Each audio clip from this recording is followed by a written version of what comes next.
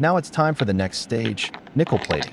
We take our freshly polished copper Cub 1 pendant and carefully dip it into the nickel solution. Right away, the transformation begins.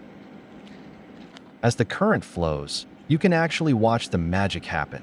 The warm copper tones slowly start shifting into a cooler, silvery finish.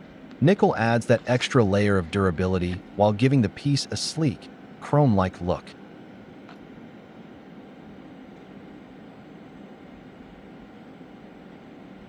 Stay tuned, because after nickel comes the final step, gold plating sparkles.